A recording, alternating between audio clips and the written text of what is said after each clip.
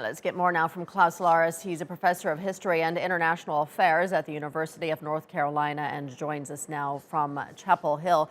Professor, how serious is the threat of a return to conflict in the country and even the threat of Bosnia breaking apart? Yeah, it is very serious indeed. I mean, succession is really just around the corner. Whether that will lead to military conflict, that is an open question that depends on the reaction of the international community. But by the end of November, Dodik has announced that his Serbian republic within the United State of Bosnia and Herzegovina wants to return from the Bosnian military, wants to set up a separate Serb military. He wants to withdraw from the United tax authorities, also from medical institutions and some other things. And this is dangerous because that would effectively mean succession, but by all but name, as also the High Representative Christian Schmidt has announced today. And I think I can see only one solution to prevent that. That is really the influence of Serbia and above all Russia. In the past, we have seen similar crises where in the end, Russia and Serbia calmed down Dodik and told him that he is overdoing it. And I think this would be needed today as well. Without a benign Russian and Serbian influence on Dodik, I can see that succession is really just around the corner.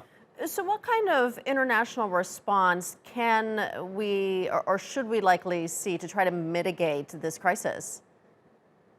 The EU needs to become more involved. The United States needs to become more involved in order to implement fully and stick to the Dayton Accord of 1995. It was, after all, the American diplomat Richard Holbrooke who negotiated that agreement, which has held until the very present. Therefore, I would say the United States should become much more involved in what is going on in Bosnia and the whole region than it is doing at the moment. You know, over the last few years, we saw that both the EU and particularly the United States have withdrawn their involvement, and the EU force, the peacekeeping force, has only got a strength of 600 soldiers. This is very little. This cannot really hold any military conflict away for long. And I believe, you know, both the EU and the US really need first much stronger diplomatic involvement, but also show in the end that they are prepared to get involved militarily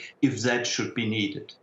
And what is Milorad Dodik's goal in undermining Bosnia's integrity?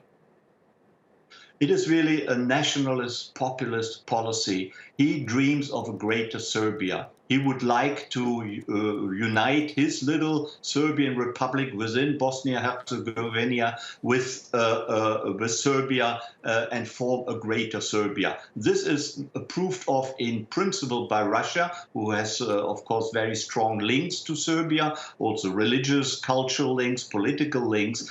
And this is clearly a nationalist, secessionist policy in order to form a greater Serbia. And the people of the region are that scared about it, because they remember very well the war of the mid-1950s, which of course was led and to some extent provoked by Serbia. So to have a greater Serbia being re-established, that really puts a lot of scare into the people. Also to have an independent Serbian military, which caused so much horror, so many human rights violations in the mid-1990s, that really scares the people of Bosnia and indeed in the entire region. So that is totally the wrong way to go, and we should do all our best to prevent that. And here I would call on the EU and the US to get much more involved.